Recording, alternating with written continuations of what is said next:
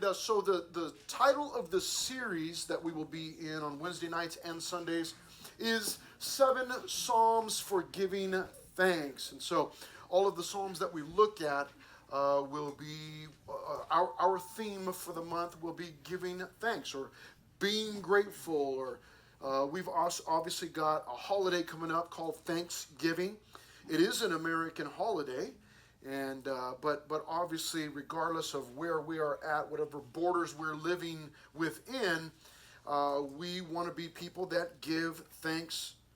We want to be really people that give thanks to anyone, but especially to God. And so obviously that's what we'll be focusing on.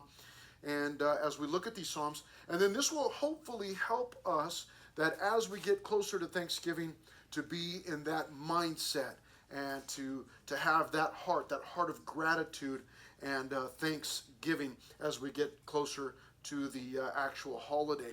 So Psalm 18 is where we are at, and this is one of the longest Psalms actually in the book of Psalms out of all 150. In fact, I believe that there are only 2 other Psalms that are longer than this one, and it's fitting the title to this, which we'll look at in just a moment. But let me show you how turn that on. Let me show you how I broke Psalm 18 down. It is focused on the rescuer, and that's going to be David as he's writing this. That's his reason for being thankful, and we'll look at that in just a minute. But you'll see that the first 48 verses I titled Rescuer, and then just the last 2, the result. So we'll look at the result of that. And I have no problem showing you this. Way down in verse 49, you will see that David writes, "Therefore, I will give thanks to you, O Lord." So that really is going to be our theme as we look at this psalm and the other psalms. But you'll see there in verse 49 where David says, "Therefore," all of us being good Bible students, we know that that word "therefore" means whatever we just learned. Therefore, or because of what we just learned, then this is what comes next. This is what comes naturally, and what comes naturally is the giving of thanks. And so you need to keep in mind, we learned some neat things here because we haven't gone through the book of Psalms. We're obviously in the Old Testament on Sunday mornings. Wednesday nights, we've been in the New Testament. We'll continue to keep that pattern, Old Testament. But we're not going to be in Psalms for a long time on Sunday mornings. So this is a neat opportunity for us to look at the Psalms. You do need to keep in mind that these are poetic books. These are songs that are being written by David and actually some other authors. He didn't write all of the Psalms, a large portion of them. But it's poetic. And sometimes the language might kind of throw us off. Sometimes the themes might kind of throw us off. But as we see here in verse 1, and let me go ahead and click over to our first slide, verses 1 through 48, we're going to get the context. So super important whenever you're studying the Bible or really studying anything or having a discussion with someone, context is extremely important. You've got to know what's the main point, what's the main topic, what are we talking about here? Because it's very easy to get distracted or to read something, or even if you're having a discussion with someone, to get off topic if they say something. So you always want to make sure that that as we're studying the Bible specifically, that we know the context, and we learn the context in verse 1. It says here, "To the chief musician, a psalm of David." So in other words, this is a song. That's what psalm means, song of David, the servant of the Lord. Now I love this because it's believed that at this time that he did have that position of being the king. Some of you know the story of David's life story. You know that he was chosen and anointed as king, but it took several years for him to actually assume the throne over Israel. And so it is believed that he was the king at this time, and yet he doesn't refer to himself as king at all. At the end of the psalm, we will see him refer to himself as king. But here he says, "I'm just a servant of the Lord." Because whether you were a king or a pauper, a king or a servant, you're still, if you belong to the Lord, then you're simply a servant of the Lord. And really, That's the best position that we could ever hope to attain to, is just to be the servant of the Lord. That's all I want to do, is serve the Lord.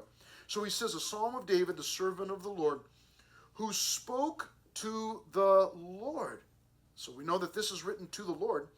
The words of this song, on the day, here's the context, on the day that the Lord delivered him from the hand of all his enemies and from the hand of Saul. Now that's quite interesting, and we've got 50 verses, so I've got to move myself along and not get bogged down in one spot, but there's so much here already. David is writing this song to commemorate the day that the Lord finally delivered him from the hand of all of his enemies and from the hand of Saul. What does that tell us? It tells us that Saul was not considered to be David's enemy, at least by David. Now, why is that a big deal? Because Saul, who was the king before David, was trying to kill David, literally chasing him down, threatening his life, and had military men with him, and trying to eliminate David, trying to kill him. He was jealous because God had anointed him king to replace Saul. And so David was on the run for many, many years, and yet he did not consider Saul to be his enemy. He says, God's delivered me from my enemies and from the hand of Saul. He had opportunities to kill Saul and to eliminate that problem in his life, and would not do it because he believed that Saul had been chosen by God. And so he says, I'm not going to touch him. So we'll see some of that as we go through the psalm. But that's the context. So keep in mind, because that will become very, very important when we get down to a certain section a little bit further. Some of the language will go, wait a minute, that sounds so prideful. But keep in mind, the context is that David was running from his life, from Saul and Saul's men. And once that was all over, then David pens this psalm. Now, this psalm here, this section, Rescuer, begins with praise in verses 1, 2, and 3. It says in verse 1, at the end of that title there, I will love you, O Lord, my strength. So you're going to see here that 9 times, he's going to stack up 9 different titles or names for God, these characteristics, these descriptive words for God. And he begins by saying, I will love you, O Lord, my strength. Okay? So he's saying, Lord, you've been my strength.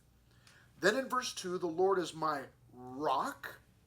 Now, why is that? That sounds kind of funny for us, like, the Lord is my rock. What is that all about? Well, a rock obviously is something that is stable, it's strong, it's hard, it's unchanging. And he saw God that way, like, you're my firm foundation, my rock. The Lord is my rock.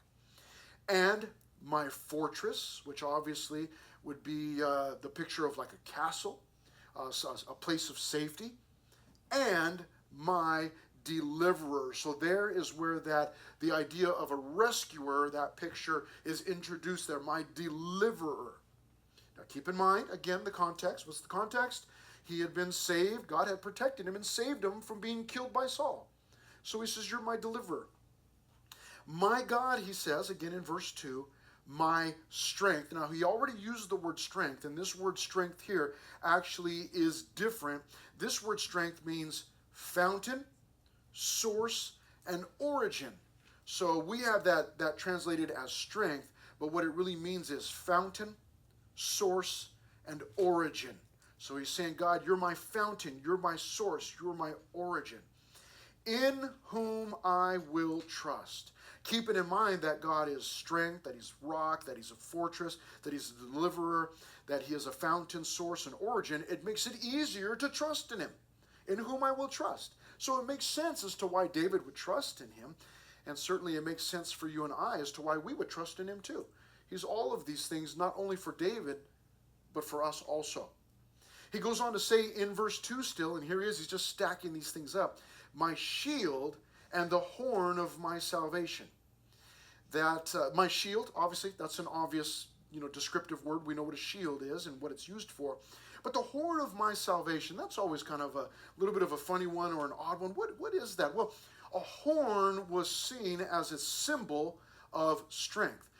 Any animal that had a horn, it could have been something smaller like a ram. Those horns can be quite dangerous. I still have one of my favorite videos, personal videos, is of my son in Mexico. We had gone on a weekend trip, and we were with a group from Revival here, and they challenged us to go into the sheep pen because there was one of the rams in there, well, the only ram that was protecting the sheep. And Lisa down there was telling us, hey, a different Lisa, not our Lisa. Lisa was telling us that, I dare you to go in there. That ram is vicious. And so, of course, it was either going to be me or it was going to be my son, and he was the first one. And so he jumped in there, and this ram just immediately started to go after him, trying to ram my son. He was able to evade it, but it was just the funniest video. Every time I watch it, I just crack up. But the horn, if it's a bull, if it's an ox, whatever it might be, that horn is seen as a symbol of power. In Isaiah 5:1, that word horn is used to describe the summit of a hill. So that makes sense. It's like the hill is pointed at the top, And so that's fitting. The horn of my salvation, or the hill of my salvation, or this is the point of my salvation, is what he's saying. And then he says finally in verse 2, my stronghold, or my strong tower. Doesn't stop there though. It says in verse 3, I will call upon the Lord who is worthy to be praised. There it is. That's why I called it praise in verses 1 through 3.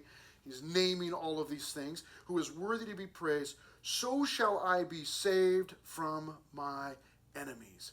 Now, he makes the point there at the end of verse 3 to say, listen, God is all of these wonderful things. So I know based on that, he says, so, he uses the word so. So, because of all these things, so shall I be saved from my enemies. So he had experienced the goodness of God.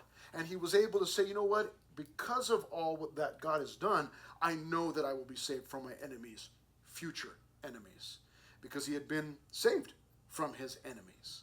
Now, these terms are these are things that David knew personally about the Lord.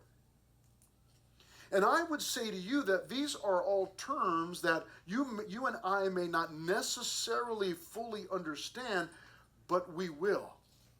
As you and I continue through life, we are going to experience hardships. I know that there are many of you who have experienced hardships already. And some of these things you may know already about God. That, yeah, he does save me. He's already rescued me. But as you and I continue to experience hardships in life, these things are going to become near. You're going to be able to look back and you go, you know what? No, he is my rock and he is my fortress. Now I understand what David meant by that. As it is right now, we may not know all of these. And in fact, I would go so far as to say we really cannot understand all of these things without experiencing hardship. David understood all of these things, and he was able to just kind of rattle these names and titles off because he had just come out of the hardest time that he had experienced in his life. Being chased, pretty much on the daily, having his life threatened, coming very close to death. It was a very hard time for David, but through that, he learned the faithfulness of the Lord. And so he goes on. Now, beginning at verse 4, now check this out. Beginning at verse 4 down to 48, that's a lot of verses. And we're going to read through all of them, but we do not necessarily need to stop and explain all of them. You'll see why. Many of them we can read through. But what he does at this point is he begins to give proof. I probably should have called that proofs, because what he does is he's going to list off all of the reasons why he considers God to be a rescuer, why he's praising him, why in verse 49 he says, therefore I will give thanks, and I'll sing these praises. He's got all of these verses, these 44 verses filled with reasons to believe God, to trust God, to praise God. Now, he begins in verse 4 with this, and we've got some sub points here. Verses 4 to 19, he said, listen, he's a rescuer because he rescued me from death. He had rescued him from death. Verse 4, the pangs of death, or the pains of death. surrounded me. So every day as he's running from Saul, he's surrounded by death. And the floods of ungodliness made me afraid.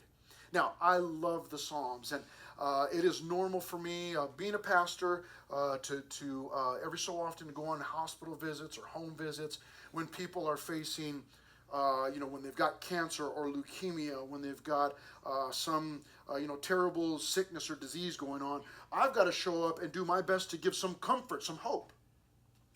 And I love going to the Psalms, because it's filled by David and the other writers. It's filled with emotion.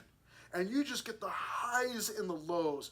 This is a wonderful psalm, but there are some psalms where David is just going, oh, Lord, you get the sense of David just going, oh, Lord, you really have just blown it, man. I'm at the lowest, and all the wicked people are at the highest, and I just don't really understand. And then in the same psalm, he turns it around and he goes, oh, Lord, forgive me, and, you're the greatest, and I'm not at the lowest. And he's got all of these emotions flowing. All of these emotions, you might say that he's in his feelings. I mean, you just, as you read it, you get it in every psalm. And here, he has no problem saying that he was afraid. The floods of ungodliness. Now, you're getting the poetry here. There was not really a flood of ungodliness, but you understand he's using that to describe the ungodliness that surrounded him. And he says, it made me afraid. Verse 5, the sorrows of Sheol. That would be the Old Testament equivalent of death or maybe even hell, the afterlife. The sorrows of the grave, we might say, surrounded me. The snares, the traps of death confronted me. In my distress. You see all of this? He says, I was afraid. I was in distress. Sometimes we get this idea that because we're Christians, that we shouldn't ever be afraid, or that we should never sorrow, or we should never be in distress. And we might be able to make the argument that we shouldn't be, but the fact is that there are many times in life where we do experience sorrow and fear and distress. And you may feel like, oh, I'm just the worst Christian ever because I'm afraid or because I'm in distress. Well, David experienced those same things, and he's telling us here plainly. He says in verse 6, in my distress, I called upon the Lord and cried out to my God. And he heard my voice from his temple. Now, pay attention to how many times he uses the word he as we go through these next several verses. He heard my voice from his temple. What temple? His heavenly temple, where God was dwelling. He says, he heard my voice from his temple, and my cry came before him, even to his ears. Then the earth shook and trembled. The foundations of the hills also quaked and were shaken, because he was angry. Now, whether David actually experienced some of these, what we might call natural phenomena or things that were happening in nature, that we do not know, or whether David is being poetic, but these are all things that we know God can do. He can shake the foundations of the earth. The earth is his. He can do what he wants with it. But he's describing that he cried out to the Lord, and the Lord heard and began to come to his rescue. Verse 7, the earth shook and trembled. The foundations of the hills also quaked and were shaken, because he was angry. Why was God angry? Because David was in trouble. Because David needed rescue. Because David belonged to God, and God was on his way to come and rescue him. So he would have been angry at the enemies of David. Verse 8, smoke went up from his nostrils. Now again, poetic, because God doesn't have ears and he doesn't have nostrils. Some people get this picture that, oh man, God, he's big, so he must have some really big ears. Or, he can hear all of us praying throughout the world all at one time. He must have some really big ears. God is spirit, and those who worship him must worship in spirit and truth. That's what Jesus told us. So he doesn't have ears, and he doesn't have, this big nose with all of this smoke coming out of it. But David is describing, his rescuer and God being angry. Verse 8, smoke went up from his nostrils, and devouring fire from his mouth. Even coals were kindled by it. Verse 9, he, there we go again, the focus being on God, he bowed the heavens also and came down with darkness under his feet. And he rode upon a cherub. Now, the idea of darkness under his feet, this is language to describe the terrifying approach of God. Smoke from his nostrils, fire from his mouth. He bowed the heavens down. He came down. Darkness was under his feet. Verse 10, and he rode upon a cherub. That would be an angelic being. He rode upon an angel and flew. He flew upon the wings of the wind. Fitting, because it was so windy today this morning. But he flew upon the wings of the wind. He made darkness his secret place. That's terrifying. Again, the darkness, right? I've described it for you before. You already know, you might think that, oh man, am I the only one that's afraid of the dark? No. Like when you forget to take out the trash, mom or dad told you at like 3 in the afternoon, and you didn't do it because you were right in the middle of the most important game of your life. And you just needed to get to the boss level, and I just need to pass this one last level. And so you didn't do it. And you waited too long, and now the time changed, and now the sun's down. And now I've got to take the trash outside, around the corner of the house, over on the side of the trash, where the trash cans are stored. And you know what's over there. Could be a killer rat. It could be some axe murderer in a hockey mask with,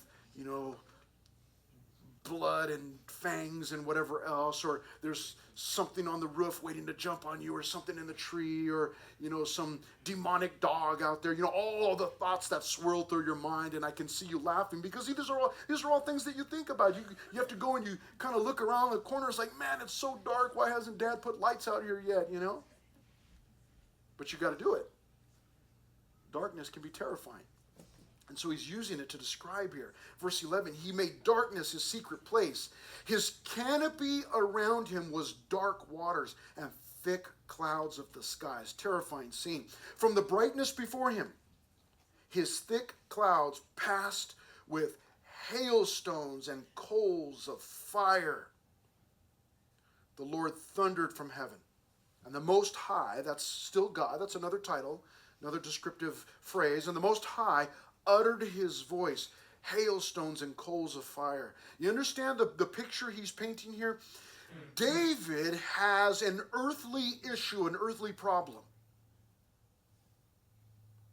He's being chased here on earth. And he's calling out to God, who's the Most High, who's up in heaven, above everything. And what we get here is this picture of God. We would use the phrase, moving heaven and earth. And he sees God moving heaven and earth to come to his rescue. What a beautiful picture. And the darkness and all of that, that's not something that was meant for David. That's something that was meant for his enemies to see, that God was terrifying. God was coming down and, was going to have vengeance and protect David. That's what he was doing. He was coming to rescue David. Hailstones and coals of fire and thunder from heaven, all of this, moving heaven and earth. Verse 14, he sent out his arrows and scattered the foe. Lightnings in abundance. And he vanquished them. He eliminated them, got rid of them. Then in verse 15, the channels of the sea were seen. The fountains of the world were uncovered. At your rebuke. Now, he's been talking. Notice how the language changes. He's been talking about God. Although we were told he spoke these things to the Lord, he's describing God, but now he actually turns his attention right at God. And he says in the middle of verse 15, at your rebuke. So now he's talking directly to the Lord. At your rebuke, at your correction, O Lord, at the blast of the breath of your nostrils. So it's this terrifying picture of God coming and looking for the enemies of David, and seeking to have vengeance and protection and to protect and rescue David. Verse 15. I'm sorry. Oh, yes, verse 15 actually. Then the channels of the sea were seen. In other words, the foundations of the world were uncovered. He's just saying that it was, everything was open. Everything was exposed. Verse 16. He sent from above. He took me. He drew me out of many waters. There it is. He rescued him. He sent from above. He took me. He drew me out of many waters, the waters that he was drowning in. He delivered me in verse 17 from my strong enemy. David has no problem saying, yeah, my enemy was strong. Had me scared, had me terrified, had me in distress. He delivered me from my strong enemy, from those who hated me, for they were too strong for me. You know, in order to enlist help from the Lord, you have to be willing to admit to God that you need help. You have to be willing to admit to God that you are fearful, that you're terrified, and that only God can rescue you. And David here, now, this is so fascinating to me because, again, many of us know about the life of David. And, whenever we talk about David, there's probably two events that we all think of. The first being David and Goliath, and secondly, David and Bathsheba. So a great victory and a great fail. But that first one, the great victory, when David is just a boy, really, and he shows up and he hears Goliath out there insulting Israel and shaming God, and he asks the question, who is this uncircumcised Philistine? Who is this nothing of a man out here? Who is this? And he takes the stone and he puts it into his sling and swings it, and the stone hits Goliath so hard in the skull that it actually sinks into his skull, and he dropped dead. And then he doesn't stop there. He takes the sword and cuts Goliath's head off. Incredible. So you would think that David wasn't scared of anyone or anything.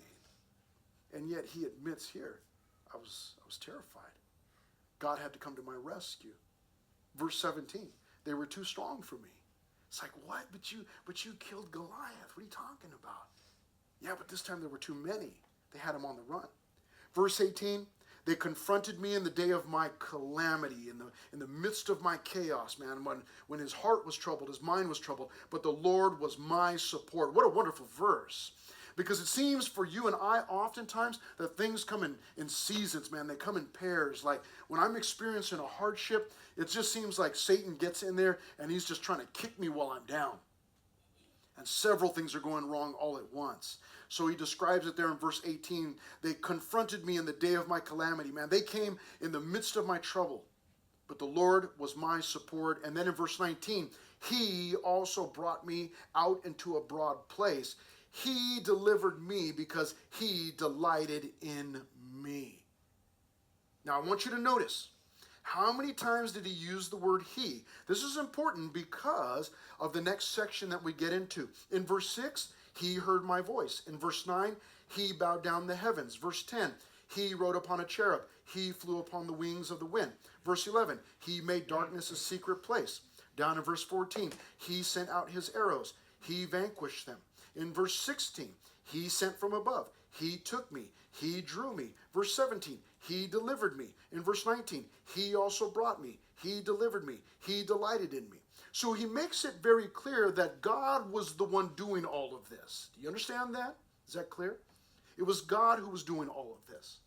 Now that's important. That coupled together with the context of this psalm. Remember what the context was? Yeah, remember what the context was? He was running from Saul and Saul's men.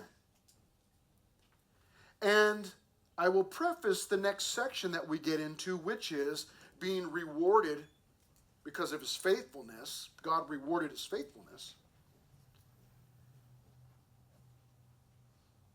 I will preface this with saying the context was what?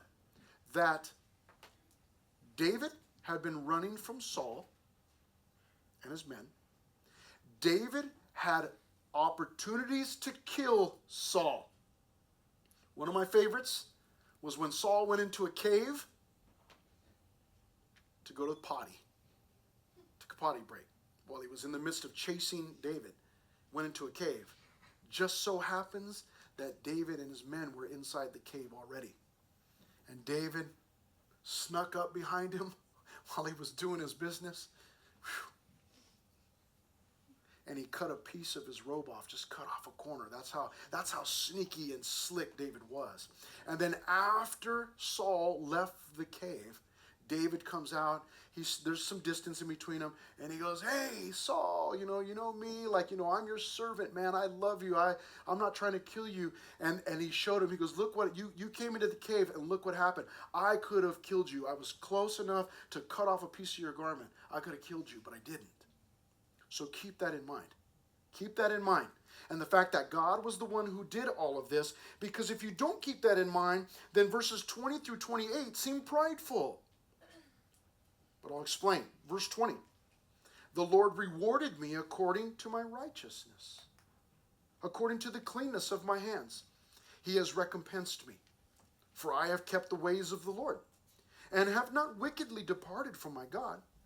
For all his judgments were before me, and I did not put away his statutes from me, his rules, his laws. I was also blameless before him, and I kept myself from my iniquity. That's my sin. It was mine, he says. I kept it. I kept myself away from it. Verse 24, therefore, the Lord has recompensed me. He's rewarded me. He's paid me back. According to my righteousness, according to the cleanness of my hands in his sight. Now we'll get into verses 25 through 28 in just a moment, but some of those verses sound prideful. It sounds like, well, David is saying that he got rewarded because he did all of these great things. But that obviously cannot be the case, because we just read for several verses, I believe he used the word he 14 times prior to this. So it's clear that David knows that God did all the work. So he's clearly not saying, well, I was really great, and that's why God came to save me. That's why God rescued me. That's not what he's saying here.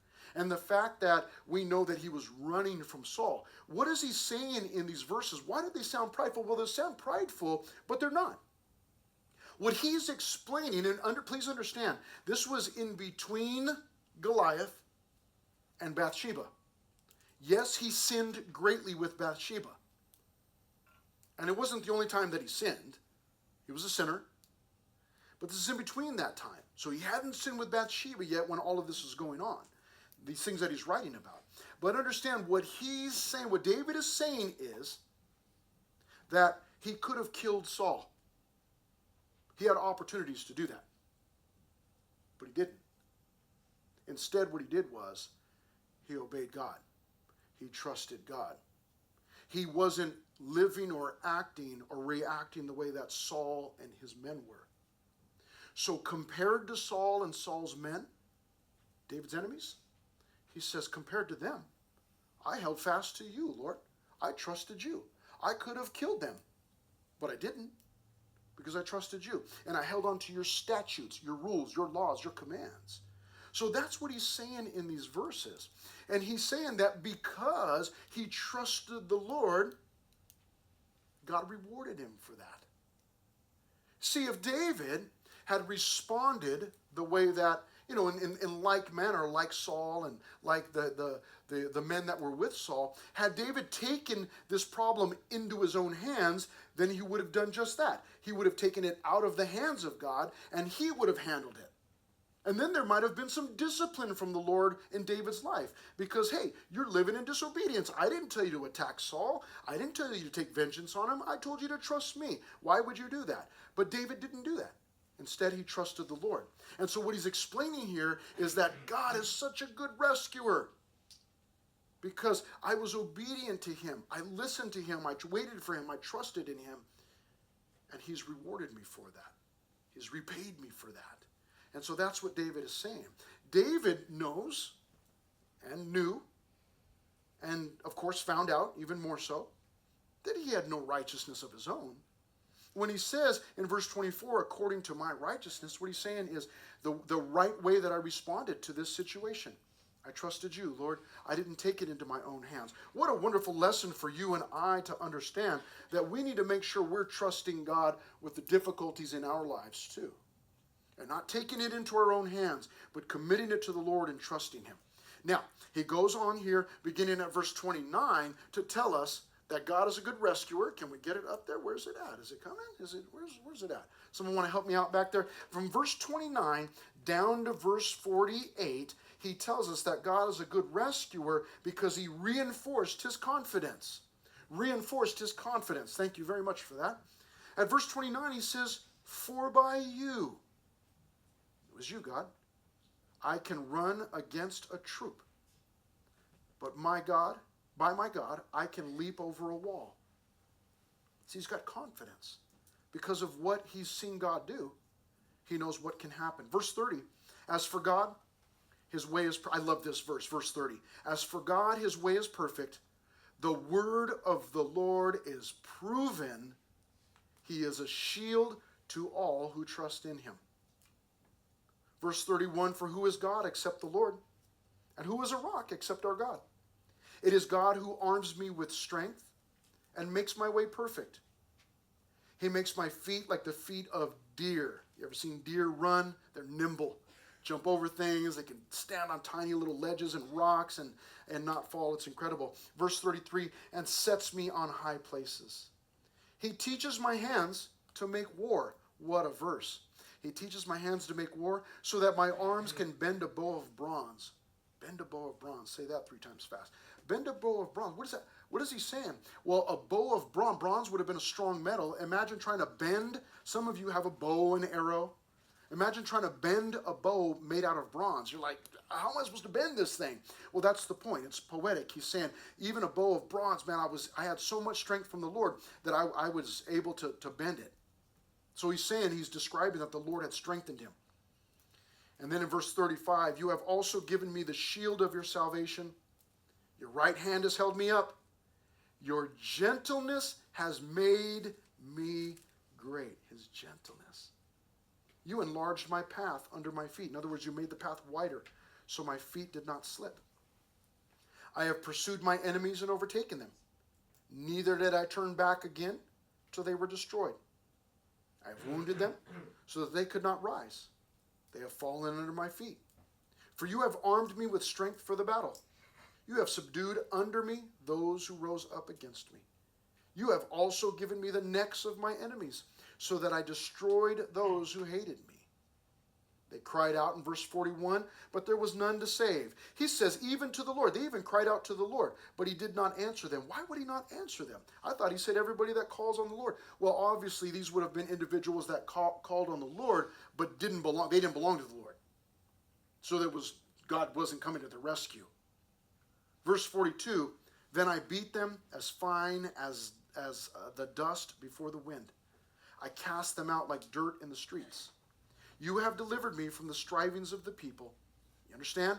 He mentioned those things again. This is what I did. This is what I did. This is what I did. But the point that he's making is I was able to do this because of God. Verse 43, you have delivered me from the strivings of the people. You have made me the head of the nations. There it is. He says, you made me the king, the head of the nations. A people I have not known shall serve me. Verse 44, as soon as they hear of me, they obey me.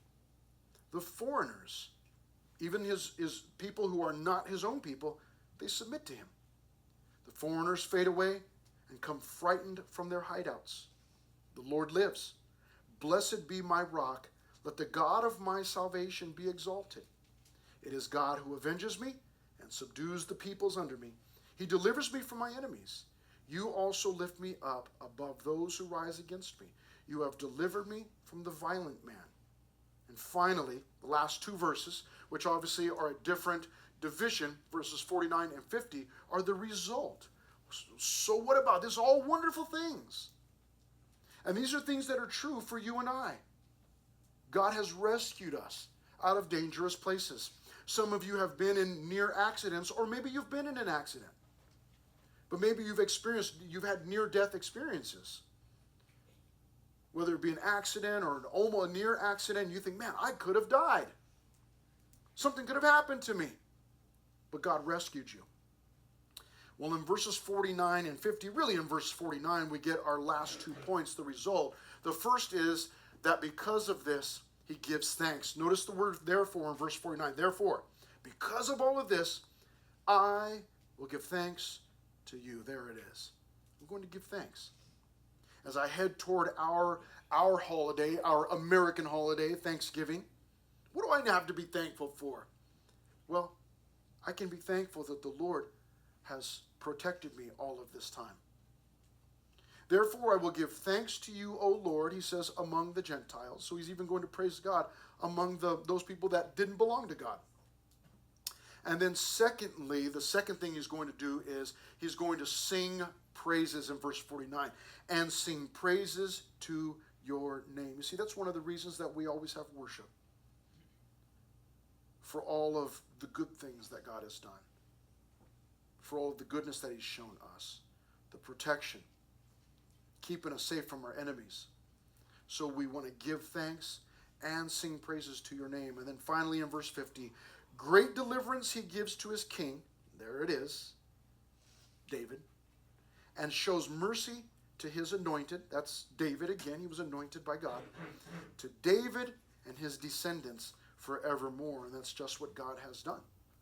He's blessed David and the family of David and the lineage of David. What a wonderful song. And what wonderful reasons to be, reasons that we have to be reminded that God is to be thanked for all that he's done. Now again, some of you may not have experienced great difficulties yet in life. Some of you have, but many of us have not. But these are one of these things or this psalm is one of those psalms that you want to hold on to because the difficult times will come. And you may find yourself in a hospital. It might be you or it might be a loved one that's in the hospital and you're visiting and experiencing the excruciating pain of sickness or maybe even death. And who are you going to trust in? We want to trust in the Lord. We want him to do the fighting for us, to give us the strength, to be our strength, to be our strong tower. These are reasons to give thanks to the Lord. Father, we are so very thankful for this passage.